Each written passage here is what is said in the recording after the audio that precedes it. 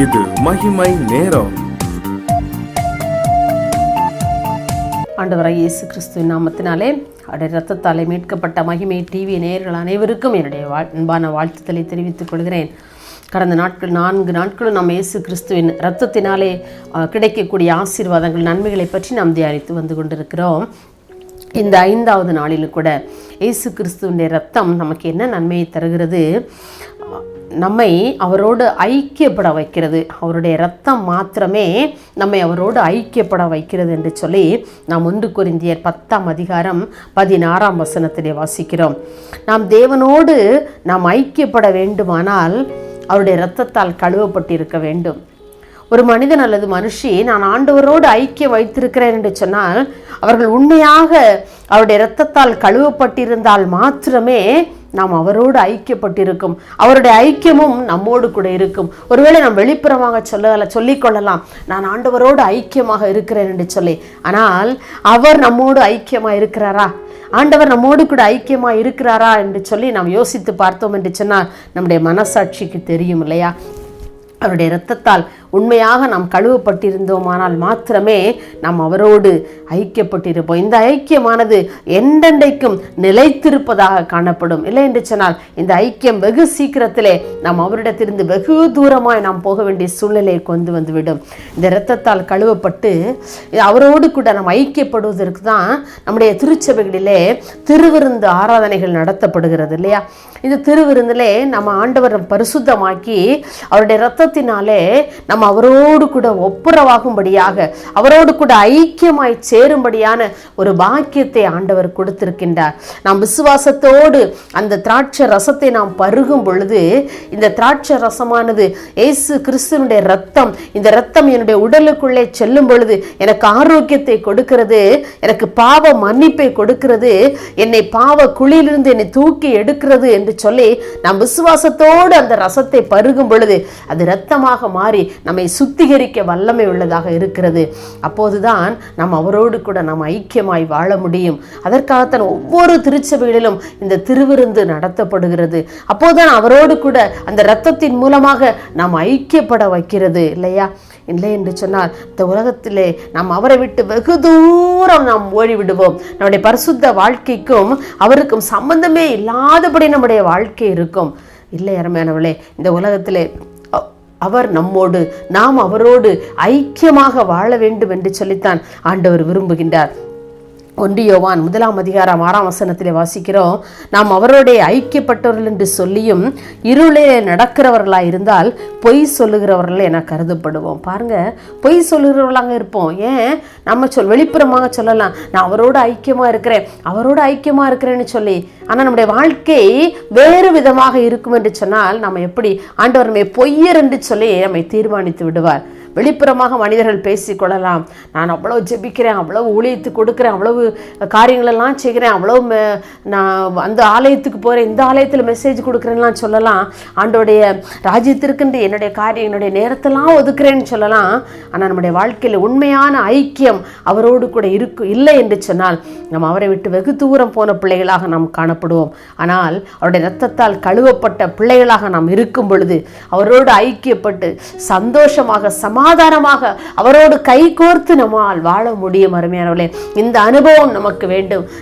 அவர் என்னில் இருக்கிறார், நான் அவரோடு இருக்கிறேன். ஒரு மணவாட்டி ஒரு மணவாளனோடு இருக்கும் பொழுது எத்தனை சந்தோஷம் இருக்குமோ அதைவிட மேலான சந்தோஷம் நாம் அவரோடு ஐக்கியம் கொள்ளும் பொழுது. இந்த அனுபவம் உங்களுக்கு இருக்கிறதா? நான் அவரோடு இருக்கிற நேரங்களில் எல்லாம் அத்தனை சந்தோஷத்தையும் அவ்வளவு சமாதானத்தை நான் அனுபவிக்கிறேன் என்னுடைய வாழ்க்கையில.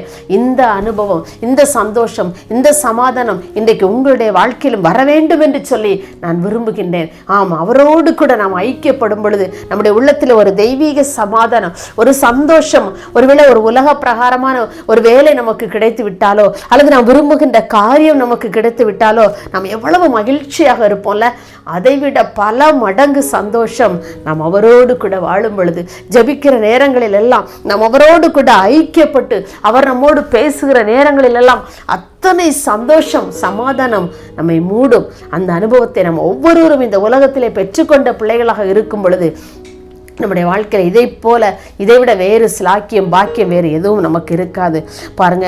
ஆனால் பாவம் நம்மை மேற்கொள்ளும் பொழுது இந்த சந்தோஷம், சமாதானம், அவருடைய ஐக்கியம் எல்லாவற்றையும் நம்ம இழந்து போவோம். ஆகவே இந்த உலகத்திலே வாழும் பொழுது பாவம் நம்மை மேற்கொண்டு விடாதபடி, பாவம் நம்மை அடிமைப்படுத்தி விடாதபடி நாம் அவரோடு உள்ள ஐக்கியத்தை நாம் சீர்படுத்தி கொள்ளுவோம். அன்றைக்கு ஆதி ஏதேனிலே ஆதாம் ஏவாள் தேவனோடு எப்படி ஐக்கியப்பட்டிருந்தார்கள். பகலின் குளிர்ச்சியான வேளைகளிலே ஆண்டவர் அவர்களோடு கூட உலாவினார். அவர்களோடு கை கோர்த்து அந்த ஏதேன் தோட்டத்திலே உலாவினார். அவர்களோடு சம்பாஷித்தார்.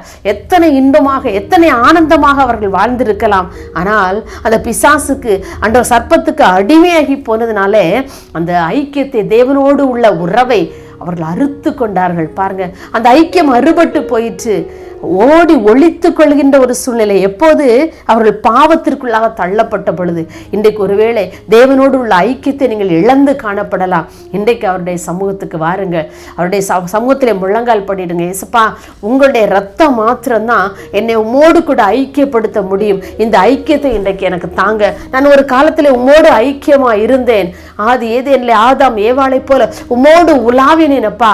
ஆனால் இன்றைக்கு நான் பாவத்திற்கு அடிமையாய் நான் மாறி போனதுனாலே உம்மோடு கூட உள்ள உறவு, ஐக்கியம் அறுபட்டு போயிற்று.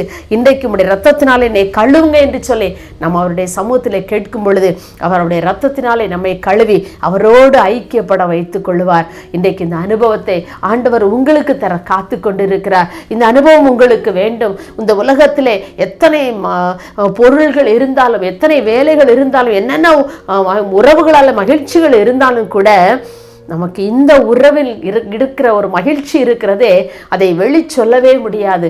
அப்படிப்பட்ட ஒரு அனுபவத்தை ஆண்டவர் இன்றைக்கு உங்களுக்கு தர ஆவலோடு காத்திருக்கிறார். அவருடைய சமூகத்திலே நாம் கேட்போமா? மகா இரக்கம் கிருபை நிறைந்த அன்புள்ள இயேசுவே, இந்த அருமையான இந்த 5வது நாளுக்காக உமக்கு நன்றி செலுத்துகிறோமப்பா.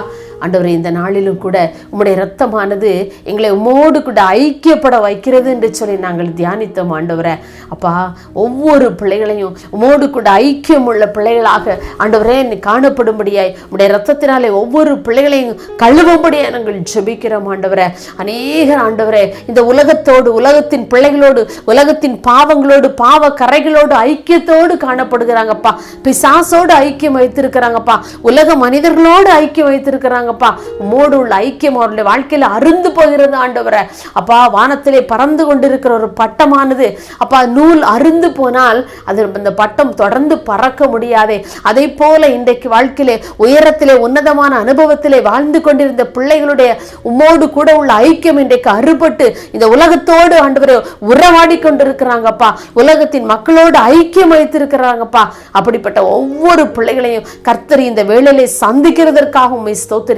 ஆண்டவரே, உம்மோடு கூட உள்ள ஐக்கியத்தை அவர்களை நிலைத்திருக்கும்படியாக அந்த ஐக்கியத்திலே உறுதியோடு கடைசி வரையில் உம்முடைய வருகை பரிந்தமும் உம்முடைய உறவு, உம்முடைய ஐக்கியம் அந்த பிள்ளைகளை விட்டு அருந்து போகாதபடி அப்பா உமக்குள் நிலைத்திருக்க உம்முடைய இரத்தத்தினாலே பிள்ளைகளை கழுவும்படியா நாங்கள் ஜெபிக்கிறோம். ஆண்டவரே, எனக்கும் அப்படிப்பட்ட ஒரு அனுபவம் வேண்டும். உம்மோடு கூட நிலைத்திருக்கிற அனுபவம், உம்மோடு கூட உறவாடுகிற அனுபவம், அந்த ஐக்கியம் எனக்கும் வேண்டும் என்று சொல்லி கேட்கிற ஒவ்வொரு பிள்ளைகளுக்கும் அப்பா நீங்க அந்த ஐக்கியத்திலே நிலைத்திருக்கும்படியான கிருபைகளை கர்த்தர் கொடுக்கும்படியாக நாங்கள் ஜெபிக்கிறோம். இந்த நேரத்தில் உம்முடைய பிள்ளைகளுடைய இருதயங்களில் அப்பா உம்முடைய ரத்தம் ஊற்றப்படுகிறதற்காக உமக்கு நாங்கள் நன்றி செலுத்துகிறோம். அப்படியே பிள்ளைகளை நீங்கள் ஆசீர்வதிக்கிறதற்காக உமக்கு ஸ்தோத்திரம்.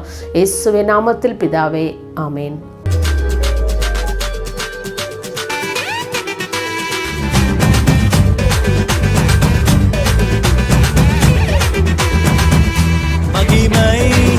மகிமை